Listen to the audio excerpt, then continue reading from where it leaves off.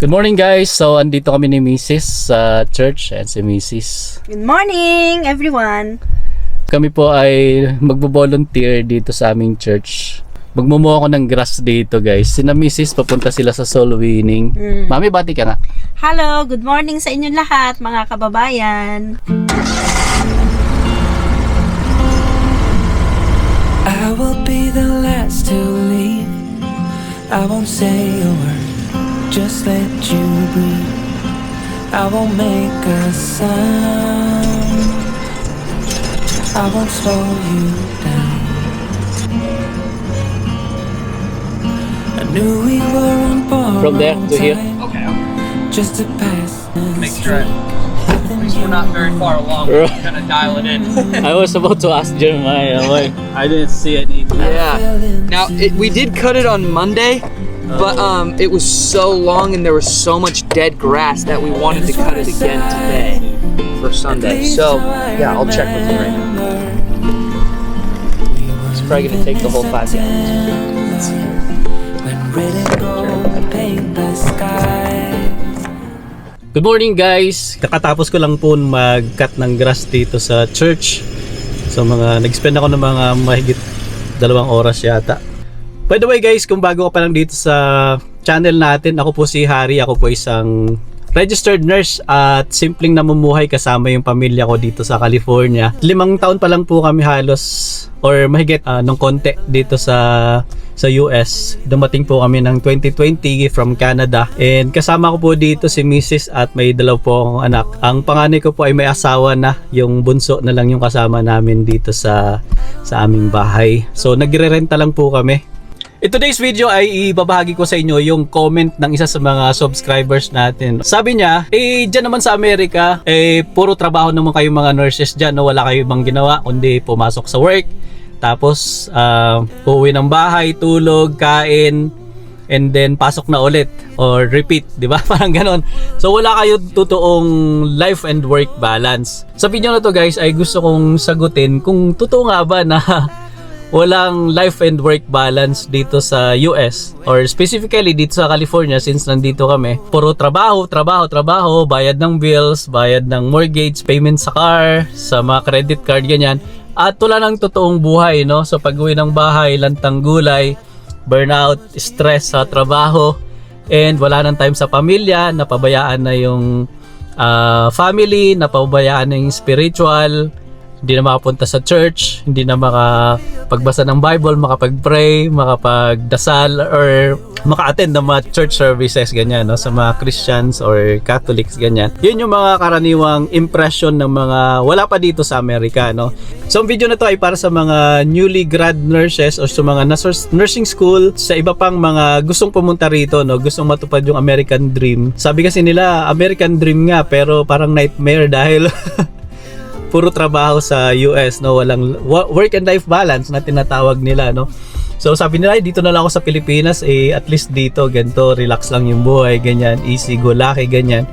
Unlike sa Amerika, talagang yung naririnig ko sa mga nurses dyan or sa mga nag-Amerika, walang ginawa kundi trabaho bahay and repeat, ganyan, no?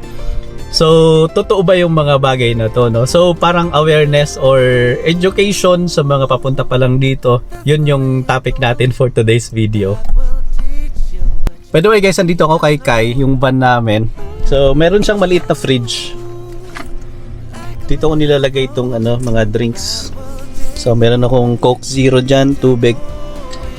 Tapos, ito yung baon ko. Ito yung breakfast ko today. Smoothie. So, nilagyan ko siya ng pineapple, papaya, banana. Nilagyan ko siya ng protein shake, tsaka strawberries and blackberries. So, yeah. Ang sarap siya guys.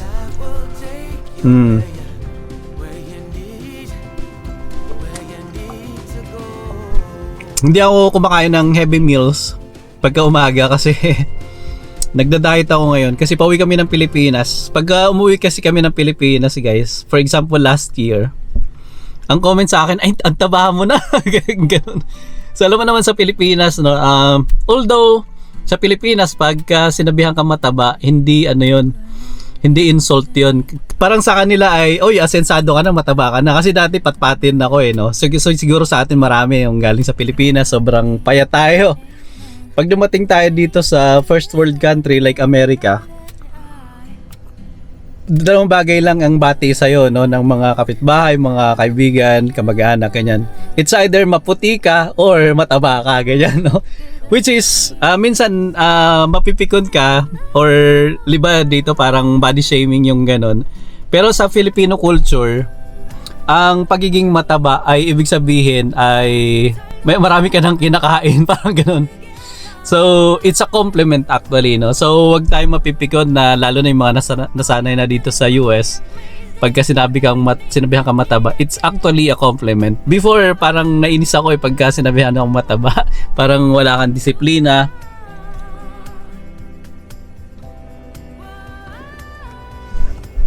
Parang kain ka lang ng kain, ganyan. So, pero yun, masaya lang silang makita ka na medyo gumaganda yung katawan, di ba? Parang gano'n. Kaya ang ang goal ko ngayon, magpapayat ng konti. So, hindi ako nagbe-breakfast ng heavy in the morning. So, smoothie lang na may protein shake, pangpalakas ng immune system.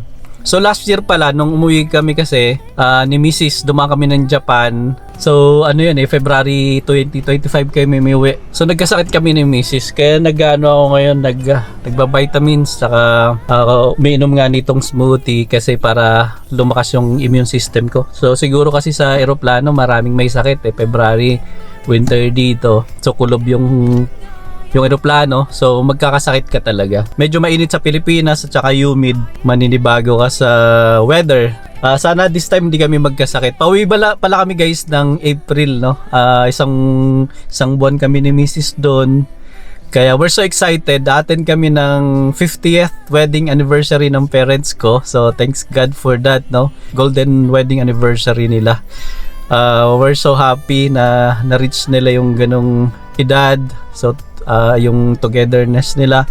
Hindi perfect yung kanilang pagsasama, pero awa ng Diyos ay nakatagal sila ng 50 years and nakapag-raise sila ng 5 anak, nakapagpatapos ng college. Yeah, okay naman kahit mahirap ang buhay, nakaraos din guys. So I'm so thankful kay God na nagkaroon kami ng mababait na parents. Yeah, hindi nga sila perfecto, pamilya namin hindi perfecto and wala naman sigurong perfectong pamilya, pero we're so happy na na pinalaki nila kami ng maayos. And yeah, mga simpleng tao lang din ng mga parents ko. Oh guys, so totoo bang walang life and work balance dito sa Amerika? Ang mga nurses ba dito, puro trabaho lang, wala nang pahinga, walang tulog, and uwi lang ng bahay para magbihis, ganyan, and trabaho na ulit? Ang maikling sagot po dyan ay yes and no, no? So, it means depende.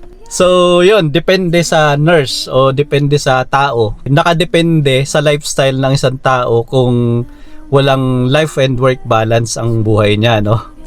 So, maraming mga nurses guys, yung trabaho ng trabaho, double job, OT.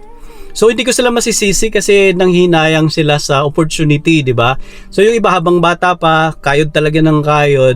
And then ang ginagawa nila, yung extrang pera nila, ini-invest nila, no? So kasi ang investment, lalo na sa kung marunong ka, ay magko-compound yung pera mo. So along the way, no, sa there's power talaga yung compounding interest na tinatawag. So habang bata pa, kumakayod sila, and then ang ginagawa nila, nag-early retirement sila, no? So ang tawag nila doon ay work now, pay later. So parang yung iba kasi enjoy now, pay later, di ba? Parang enjoy ngayon, pagdating ng oras, walang savings, walang retirement fund, ganyan. Petix lang sa trabaho, ganyan. And then in the future, hindi sila makapag-retire early. So hanggang 60, hanggang 65, 70, 80, nagwo-work pa rin, no? Marami niyan sa mga karamihan sa mga puti, ganyan, no? Hindi nila kayang mag-retire kasi sa lifestyle nga nila. So maraming mga nurses ang ginagawa nga, work now, pay later, no? So delayed gratification yung tawag nila. Kaya masasabi, uy, wala nang ibang ginawa to kundi magtrabaho. Mayroon siyang financial goal. So hindi natin pwedeng i-judge yung mga ganun, no? So kanya-kanyang diskarte, kanya-kanyang style, and then both are okay, or both are reasonable. Gusto mo mag-enjoy now, pay later, kasi yung enjoy now, pay later, parang sinasabi nila, mag-enjoy ka na ngayon, baka bukas patay ka na, hindi mo alam, di ba? Parang walang kasiguraduhan yung bukas, di ba? Parang ganon. Pero yung work now, pay later naman, sinasabi nila, i-enjoy ko yung mga magsasacrifice ako ngayon, saka na yung hindi na muna ako bibili ng bahay, magre-renta muna ako, ganyan. And then yung difference bibili ko ng stocks ng S&P 500, ganyan. Hindi ako bibili ng mga brand new cars, mga luma lang, ganyan. But in the future, pagka makapag-generate na ako ng certain amount, no, na malaki na yung investment ko, ganyan, so nag-compound na yung interest ng investment ko, so saka na ako bibili, no, ng bagong bahay, ganyan, in cash, no, parang ganon, or yung car, kahit pagulpol lang tinatawag na sa Batangas na sasakyan sa ngayon, pero in the future bibili siya ng maganda, no. So kanya-kanyang style, kanya-kanyang diskarte, kayo na lang yung bahala. Pero kung work and life balance yung pag-uusapan, guys, dito sa Amerika, ay yes, no, and it depends sa lifestyle nyo and sa financial goal nyo. So ang problema lang kasi, pagka karamihan sa atin, no, kasama na rin ako dyan, no, lalo na pag bagong dating tayo dito, dahil kaya mong mabili lahat kung anong gusto mo, lalo na pag may stable job ka na. So nainganyo tayong maging sumunod ba sa uso dito, no. Makikita mo yung mga katrabaho mo, magagaray sa sasakyan, bumibili ng bahay, nakakapagbakasyon ng mga kung saan saan, no, nagko-cruise, pumupunta ng Cancun, Mexico, ganyan, or Europe, pumupunta ng Hawaii.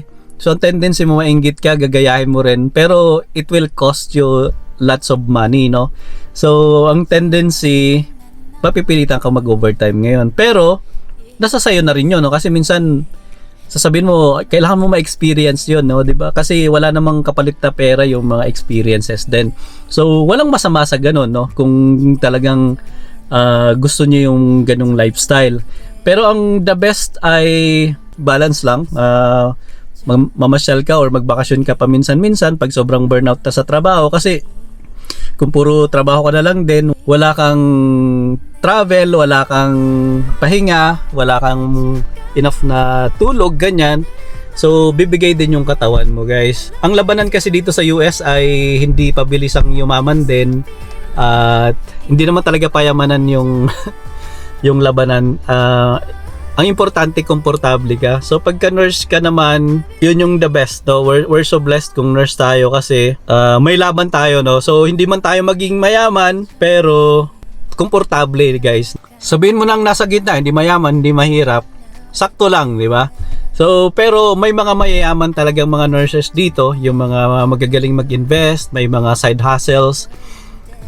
Tapos kung talagang gusto mong kumita ng malaki sa nurses, mag-upgrade ka, for example, maging CRNA ka or Certified Registered Nurse Anesthetist, or maging nurse practitioner. So yun talaga yung mga kumikita ng mga $300, $500 to $500,000 or more pagka nandito ka sa California.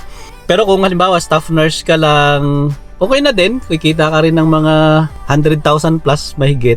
Pero enough na yon para sa akin, enough na yon, basta simpleng pamumuhay lang. At lalong-lalo na kung katulad sa amin, nandito lang kami sa mga remote area, rural California. So okay naman, guys. So hindi naman kami talaga hirap na hirap. So sakto lang. So yun, guys, ang video natin for today. Comment po sa mga nurses na mga nandito sa California, nandito sa US, kung saan man po kayo.